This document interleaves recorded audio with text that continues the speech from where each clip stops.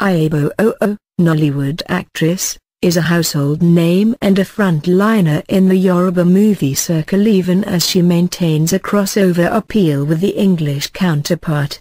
Noted more for her girl-about-town roles, Ojo is also a film producer of class, having churned out award-winning flicks like Omo Gomina and Arinzo currently making waves, and Tembelu just waiting to be released. In a recent interview, she talks about a lot of industry issues, including her latest works and the susceptibility of Nollywood marriages. "You are one actress who's got a peculiar swagger to your personality, especially when acting the girl-about-town roles. Where did all that come from?" Well, I guess that might suggest that I kind of grew up in the streets. But not at all. I'm actually a very homely girl. My grandmother is Igbo, and in Igbo tradition, after school, the next thing for the woman is the kitchen. So I'm a relatively homely girl. But where did I get all the swag and charisma from? First, I'd say from God. When I started acting, I started going out a lot, to events, to nightclubs, and when I'm out there, I try to study people a lot. I see how the town girls behave, how they talk, more especially those with unusual characters. Have you at any time suffered stigmatization by people based on certain roles you have played? Yeah, a lot of it happens. I know I regularly play town girl, bad babe, armed robber, criminal, and some people unfortunately tend to see me in that light. Probably because of my look, or because I play it well, and maybe because I also have tattoos on me. I know people tend to regard those of us wearing tattoos like, oh, she has tattoos, so she must be a very bad girl.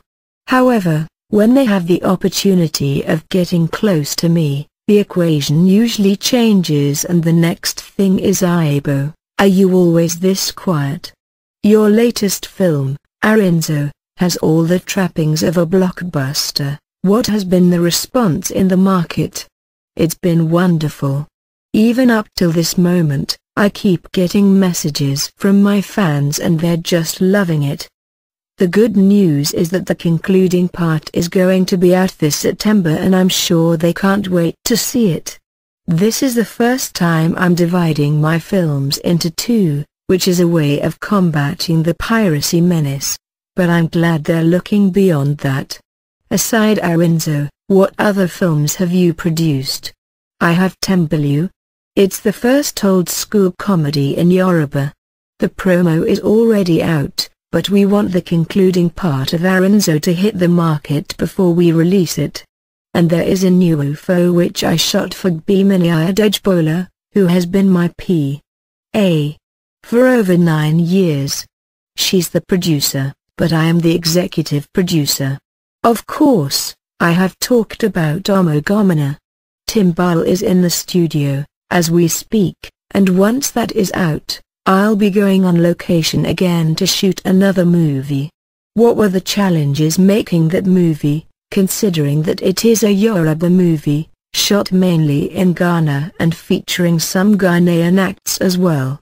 What I'd usually before I go into any production is plan ahead. It took me a year before I got myself ready to shoot Arinzo, going back and forth to Ghana to get the right person to stand for me and coordinate activities. And once I got that person, she took charge and made sure all logistics worked well for a smooth shooting. However, it was capital intensive, but because we had planned it ahead, it wasn't outrightly difficult to accomplish. When you shoot a film outside Nigeria, do you have to pay some kind of fee, or you just move in and shoot? Of course we pay, like when I went to shoot the film Omo Gomina in South Africa. I also had a coordinator on ground, who took care of all the fees, while I just made the fund available. In Ghana, we had to pay for the fact that we were coming to shoot in the country. We also paid for the airport that we used in the film. We paid for the police because we used real policemen and their vans and their guns. We even had to fill a form, We had to send a letter ahead, even to the university that we used, for approval. The university didn't take a dime. Tell us of the challenges of being an actress. The major challenge that comes with being an actress is that people tend to have a different opinion about you based on what they watch. Aside that, a lot of people want to be your friend, or want you to be their mentor. And if you don't respond the way they want, because you can't respond accordingly to everybody's expectation, it becomes a problem. There is also the part where people violate your privacy and write a lot of things about you that may or may not be true. Apart from these, being an actress is just an interesting experience. It can be very tasking and strenuous, but you learn to manage that. Nollywood is replete with cases of broken marriages, and here you are too, a single mother who was once married. I wasn't even a star when I got married. And when I got out of my marriage, I still wasn't a star. Up until I got married, I'd only featured in one film, Satanic, and I pulled out of the industry the moment I got married. So I wasn't acting in those years that I was married. I was a full-time housewife and businesswoman. And so if I had problems with my marriage, it had nothing to do with my acting profession. I actually chose to come back into acting because I had started having issues with my marriage and knew it wasn't making me happy. And I knew that wasn't the way I wanted to live my life. Yes, there are lots of problems in celebrity marriages, and the reason is that as celebrities, we live in our own world. We work hard a lot, moving from one location to the other. And usually when a female in the industry meets a male guy who just comes from the blues, he usually comes with a lot of loaded lies and sweeps some of these colleagues of mine off their feet. And they in turn are not patient enough to study these guys well enough, because society expects them to be married.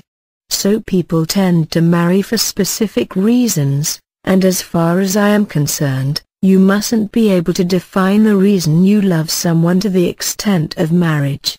Once you get married for a reason, then there is a problem. I got married because I was pregnant. That was a reason. My husband married me because I was pregnant for him. That was also a reason. Most men get married to ladies in the industry because of the celebrity aura around them, only to realize that there is a lot to marriage than that. They also discover that in reality, these ladies aren't as perfect as the screens project them. And then the men cannot get used to the ego that comes with the profession and typically want to be the man and break those wings. And if the woman is such that wouldn't be tamed, then there is a crisis and a collision.